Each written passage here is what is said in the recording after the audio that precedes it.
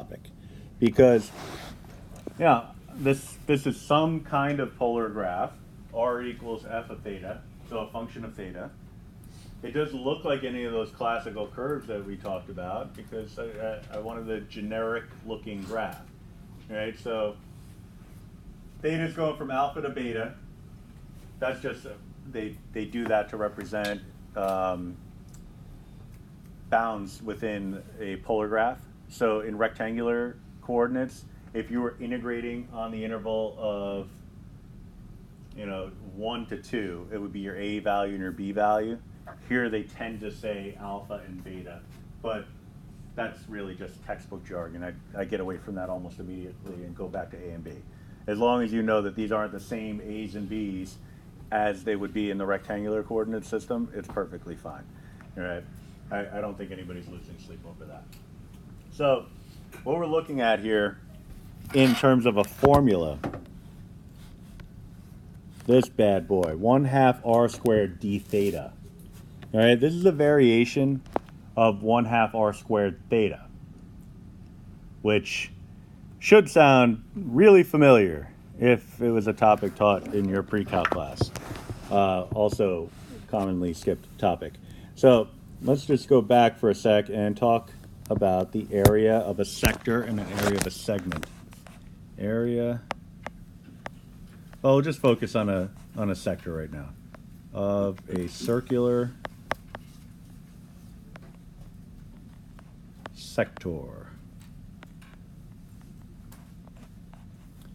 That area would be 1/2 r squared times theta. All right. So what that would be is if you were given some sort of circular region, I'll just go with an ordinary circle, and you needed a slice of the pie, it would give you this area.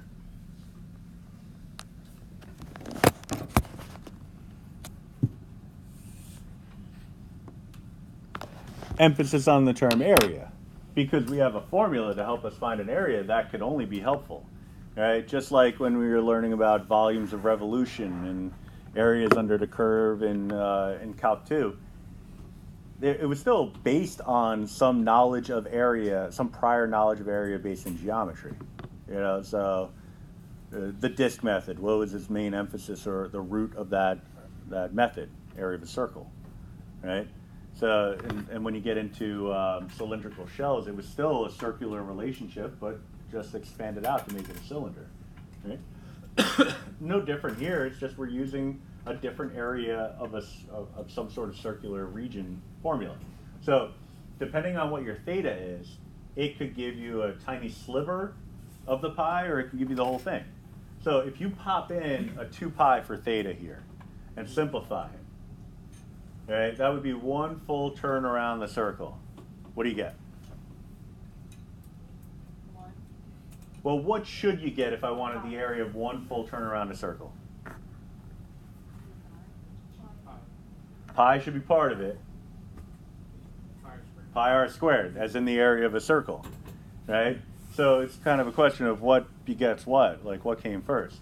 In this case, you're looking at the origin behind the area of a circle formula. All right, so if you know this, you can find the area of any part of a circle. If you want the whole thing, you pop in a 2 pi and it simplifies down to pi r squared, which is why we have that formula, pi r squared is the area of a circle. It doesn't come without this piece of information, right? But not the kind of thing that you're probably ever introduced to or ever studied.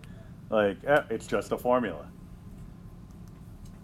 C equals pi d. It's just another formula, right? But this is, well, here's an example of another formula, but this is a better one because this one gives you more than the area of a circle formula could ever give you, all right? So then how does that benefit us? Well, if you're looking at this diagram on a micro level, aka let's zoom the hell in on it. I had a little eyelash on the screen there for those keeping score at home. I'm going to thicken this marker up as soon as I remember how to thicken it up. There we go. So this would be our starting point, right? right? Yeah. And let's say I wanted to go just a teensy tiny smidge to the right. Now, I think we'll all agree, just based off the picture, that there's no way I could just make this part of a circle. Like, this is not some subsection of the circumference of a circle. Maybe a part of it is, maybe you could look at this piece and say, oh, that's the edge of a circle. If I just drew, let's say this guy right here.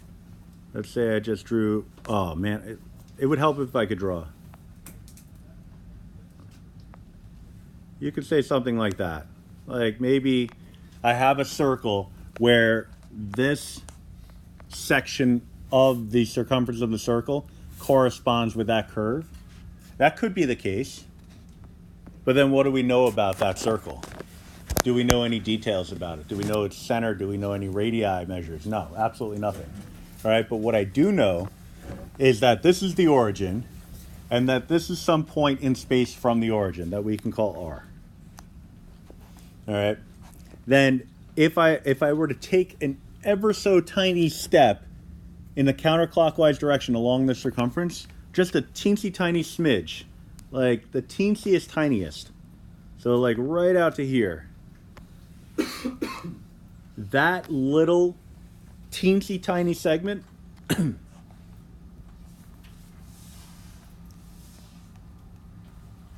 right there, which just seems like a rectangle because, again, I can't draw, that would be a sector of a circle. Some circle. I don't know what the circle would be. I mean, it'd be a big one. You know, you could extend it out. I can go dot dot dot in that direction, dot dot dot in that direction, do some better dots over here and erase the crappy ones. But I can draw a circle going all the way around, but maybe it's only that teensy tiny little sliver that I care about that corresponds to that curve. All right? So if that's the case, then I would be looking for this infinitesimal change in theta. Instead of a huge change in theta, I only want this teensy tiny little sliver of change in theta that we'll call d theta.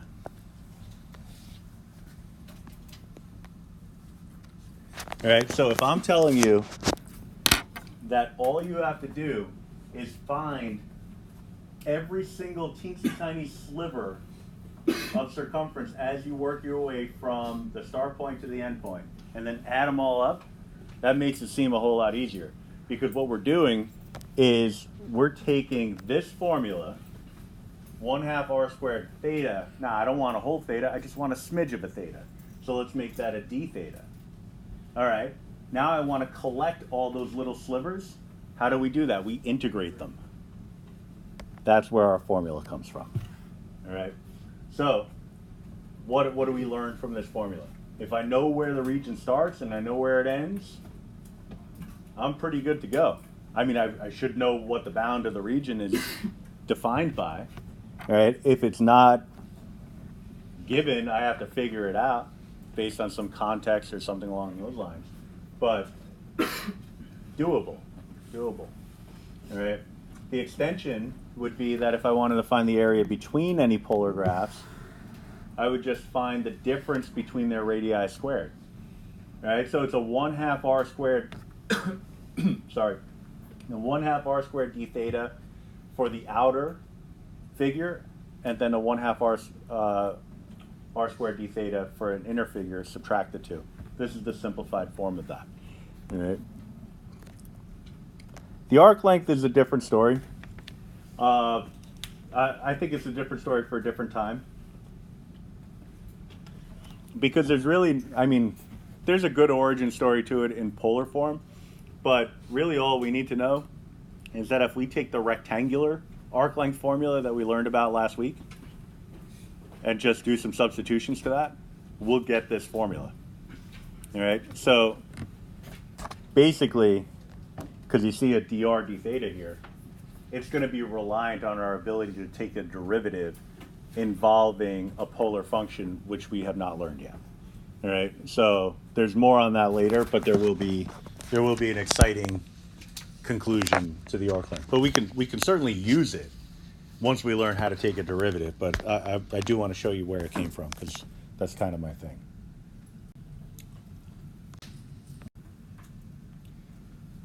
All right, so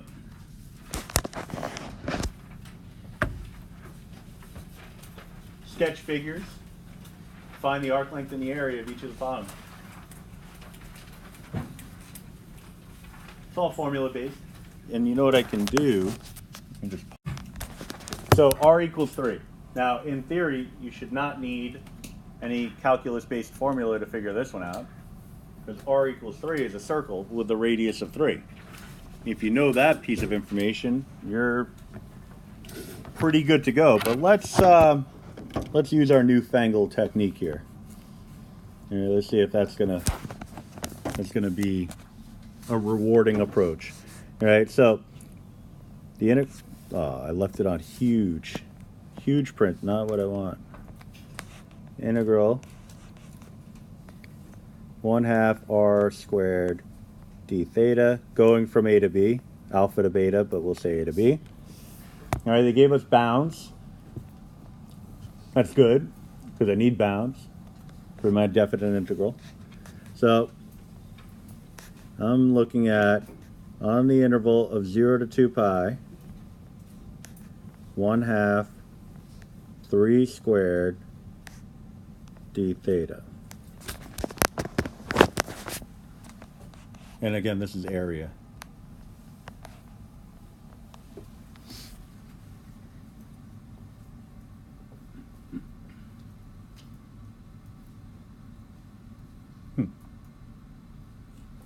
Just thinking about something.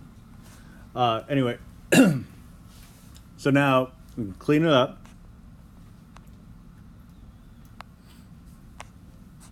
That's going to be 9/2 d theta. As integrals go, this is not a terrible one, right? Because we're anti-differentiating with respect to theta, and it's constant. So I'm just going to introduce a theta.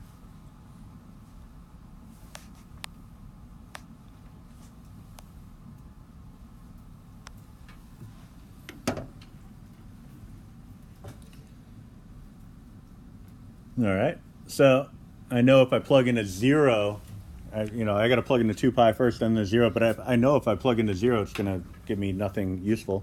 So 9/2 times 2 pi would give us 9 pi.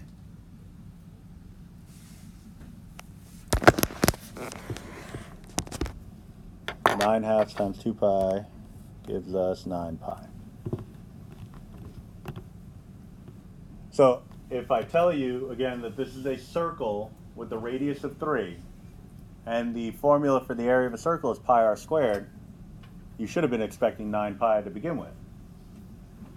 Now, it begs the question, well, would I have to do all this stuff to get credit? Well, I would be, from a student standpoint, I'd be looking forward to a question like this on a test. I would want this one.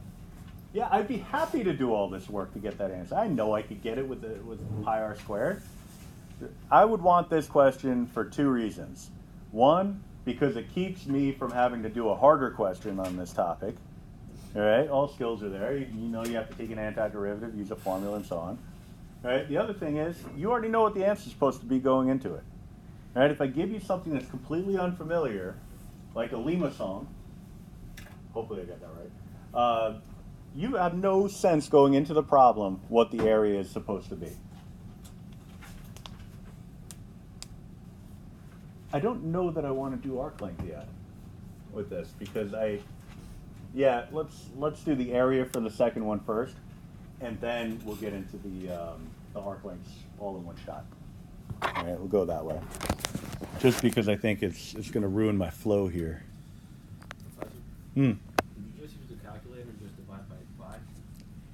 Yeah, to get the, yeah, so if you were, like Math 9? Yeah, totally. Yeah, my standing rule, for those of you who are unfamiliar with my way of doing things, is if it's a definite integral, you don't have to show me anything except for the answer. So depending on the instructions, you you may have to have it in terms of pi, so you might have to wiggle around that. But I don't need you to actually show me the anti-differentiation technique. All right, there's going to be enough opportunities for me to assess you on your ability to take derivatives and anti-derivatives in this course. So you're not going to have to worry about, like, if you have something like this, just pop it in your calculator. It's going to spit out like 29 point whatever. You know it's a multiple of pi, so divide out the pi, and you know, like we talked about last class. So good point. And most of the time it's going to call for a decimal answer anyway, so you'd be all right. Now, for number 2, recommendation for this question, take a quick peek on the calculator and see what's going on first before you even start the problem. All right, so if I were to graph this, and again, it's just a quick peek. I'm popping in 2 plus 4 times the cosine of theta. Quick zoom 6. All right, just to get it going. Adjust your domain. So theta min, theta max should correspond with what the problem says. It says 0 to 2 pi. That's what I want. All right. So then, all right, we got that. What I need you to do, though, is make sure that this is not going to loop around more than once. All right, because what will happen is it'll go around one time, and then it might start tracing over it again a second time.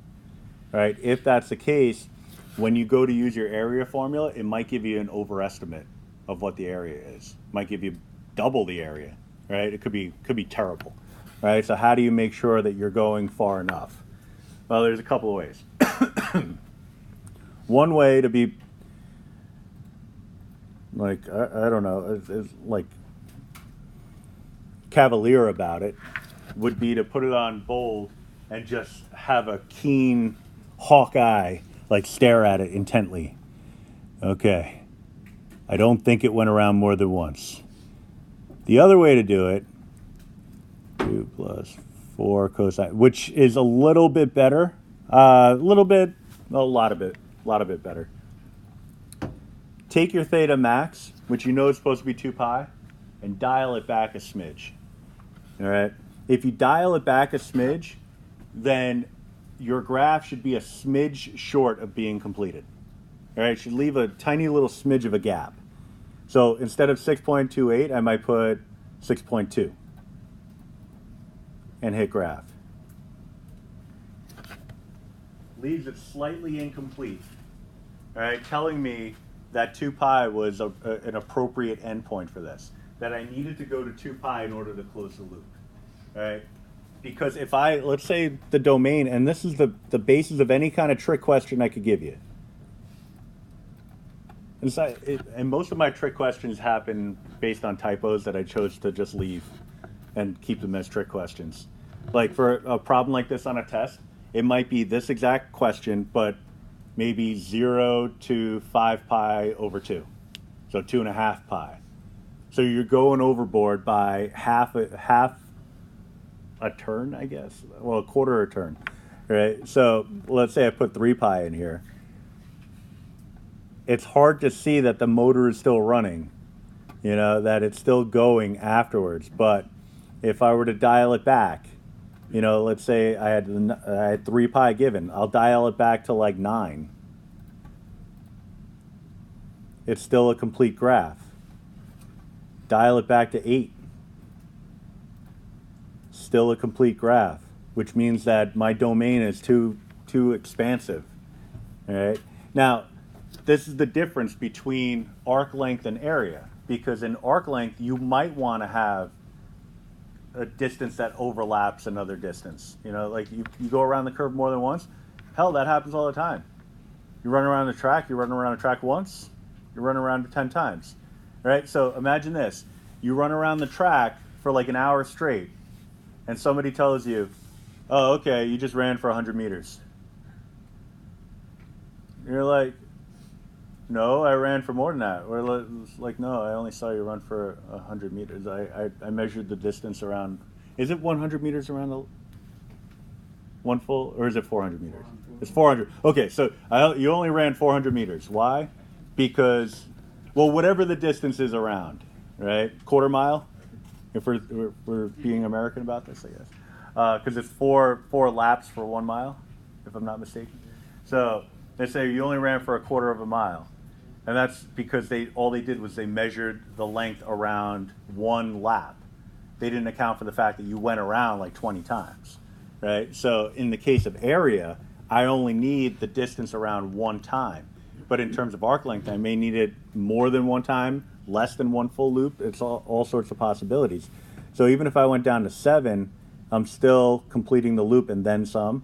It wouldn't be until I got down to 6 where I would say, oh, okay, now I'm short. So it's somewhere between 6 and 7 that closes the loop, in which case you'd settle in on pi. All right, so that's an important recognition, because if you don't know that your domain is appropriate, then it's a non-starter, right? Like you could run these calculations, but you're not going to get anything meaningful from it. All right, so in this case, we know 2 pi is good, but the cautionary tale is important. So 0 to 2 pi, 1/2 r squared, whatever your r is. This is my r. 2 plus 4 cosine theta d theta. So in the previous question, it was a nice luxury that you were able to use your calculator. You know, it's like, I could have done it either way, but you know, if I want to be fancy, I guess I could use my calculator. Here, you want to use your calculator, because the only way you're getting this antiderivative is to simplify first. So distribute it out, combine any like terms, multiply through with the 1/2, and then do a trig substitution. Actually, sorry, a trig identity substitution. All right, that can sometimes be harder than just an ordinary trig substitution, because that requires you to know trig identities, like the cosine double angle identities. Right? Because if you're going to take the antiderivative of a cosine squared, you have to know that you can swap that out for a 1 plus cosine 2 theta over 2. How many people remember that from Calc 2? A couple people, right? There's always a few people, right? But the rest of us, like, oh, yeah, I guess I got to review that. Or you pop it in your calculator. All right. This is, I don't know if this is going to work. But Math 9, 0 to 2 pi. Make sure you're in the right mode, for crying out loud. That's what you should be saying to yourself during a test. Just make sure you're in the right mode, for crying out loud. I mean, you could throw some colorful metaphors in there if you want. I don't think I've ever made a mistake without cursing at myself at some point. 2 plus 4 times the cosinus of theta.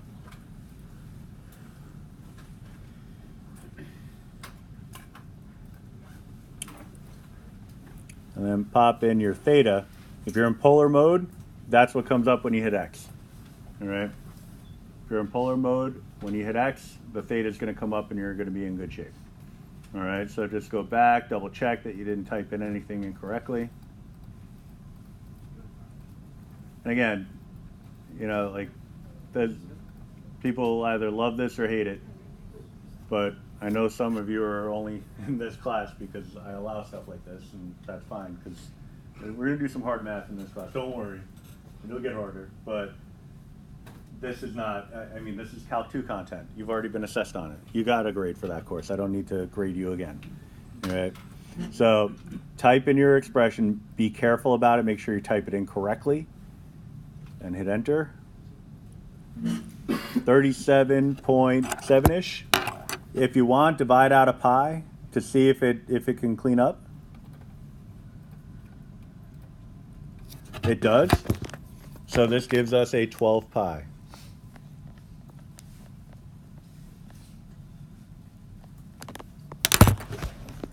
A very satisfying 12 pi, I might add.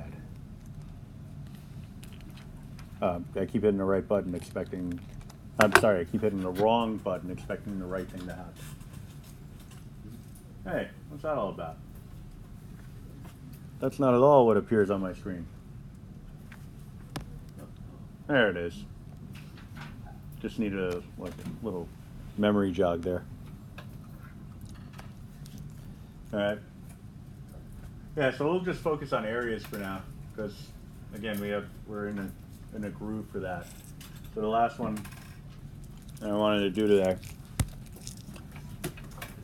is the area between two graphs.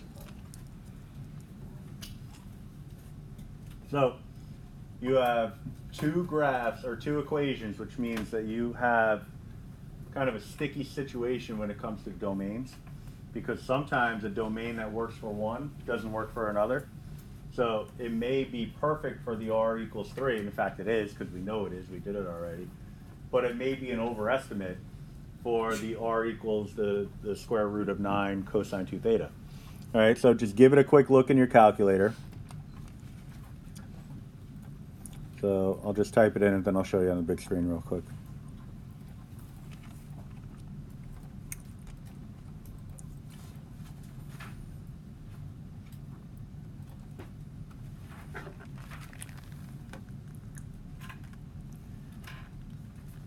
So the big drawback when it comes to the calculator is stuff like this. This is desperately trying to graph a lemniscate, a propeller looking graph. So this should be connected. No, it shouldn't. Yes, it should. No, it's undefined at pi over 2, 3 pi over 2, 1 second.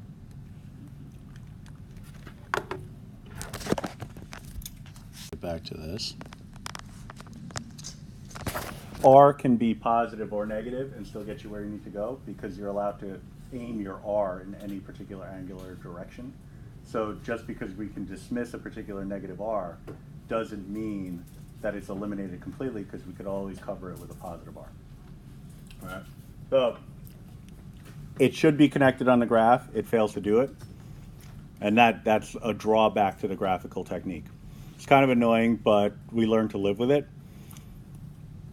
The issue when it comes to something like this in dealing with the technique that we're working on is really more pronounced than that, because the method I just showed you, the idea of dialing back your domain until it shows that it's less than a completed graph, that's troublesome, because if the graph doesn't depict it as a completed continuous graph, or the calculator doesn't depict it as a completed continuous graph, then to begin with, then no matter what we do to the domain, it's not going to fix that.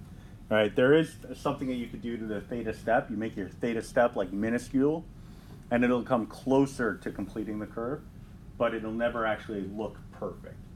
All right, so what do? What we can do here is actually solve and make a determination of where the loop would be closed. All right, because a lemniscate opens and closes at the pole.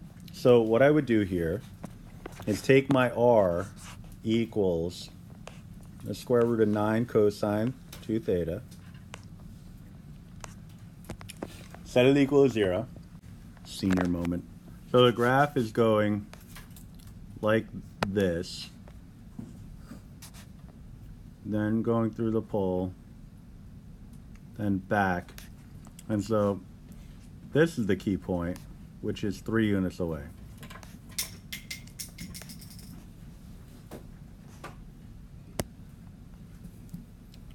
All right, so that's the missing unit. That was so weird.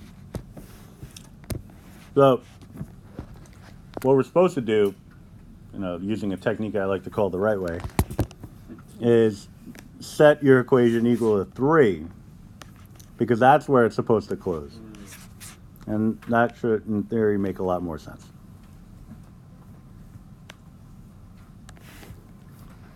All right, then solve. 9 equals 9 cosine 2 theta. Still need to know some unit-circle trig, or at least be able to finagle a solution to unit-circle trig without knowing unit-circle trig. All right, but it's the same idea.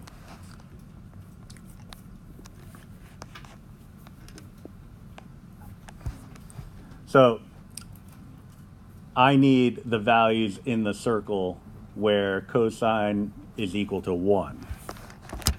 All right, so So that's 0 degrees and pi. pi would give us, 2 pi is what we want, because pi would give us a -1. 3 pi, So 4 pi. 4 pi, any even multiple of pi, etc. 4, 6. Don't really want one. Right, that's what I'm getting at. So I'm listing them all out, and then solve. 0, pi, 2 pi, etc. So now I need to determine where it's going to hit the pole. All right, so we're looking at where 0, just kind of jot it down here, would be equal to the square root of 9 cosine 2 theta. All right, so 9 cosine 2 theta would be equal to 0 if I square both sides.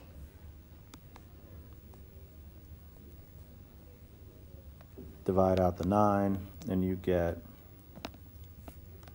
cosine of 2 theta is equal to 0. All right, that's going to happen wherever 2 theta is equal, or 2 theta gives a value where cosine would be equal to 0. So that would be pi over 2, plus or minus, but we'll just stay with the plus for now. 3 pi over 2, 5 pi over 2, etc. In which case I'd be looking at theta being equal to pi over 4, 3 pi over 4, 5 pi over 4, and so on. Since we're looking at a symmetrical figure, I mean, my drawing notwithstanding, all I would need to do is figure out the area contained from the start point to the moment where it hits the pole, because that'll be 1/4 of the entire area. We know that the outer figure, the one that's going to encompass this, is a circle, and get ready for this lovely circle. Oh yeah, look at that. All right, this has a radius of 3. We've already figured that out. All right, so the area here, we did that in the first problem. Area is equal to 9 pi. All right, so if I could just figure out this piece here, then I'll be in good shape. So I know, based on my solutions over here, that the lemniscate starts off at 0, and then it hits the pole for the first time at pi over 4. That is not a highlighter, fun fact for the day. That would be the highlighter right here. So I'm going to integrate. That's a little thick. I'll live with it. From 0 to pi over 4. 1/2 r squared. So the r is the square root of 9 cosine 2 theta. D theta. And multiply the result by 4. All right, so I'm just going to run that through the calculator. Math 9, 0 to pi over 4. Pop in the 0.5. I mean, you could actually just square away the radical if you want, and just type in 9 cosine 2 theta. D theta. 2.25, multiply that by 4, and we get an even 9. So that's equal to 9, surprisingly. So the difference, so it's area of the circle minus the area of the lemniscate. Looks like an infinity, but it's not. 9 pi minus 9. And units would be, area units, so square units. But at this point, it was left purposely vague, so I wouldn't have to worry about that. All right. The benefit of doing it this way by utilizing symmetry is that if you get any negative areas, and in this case you do, because the part of the video that I deleted and I'm now overwriting is the part where I screwed it up the first time and just went after it like an animal and went for the entire lemniscate and it zeroed out. All right, so if that happens, it's because you have equal parts positive area and equal parts negative area. And so when you add them all up, it goes to 0. If you look for symmetry, take a part that you know will be positive and then work off of that, then you're much less likely to make the kind of mistake that I did.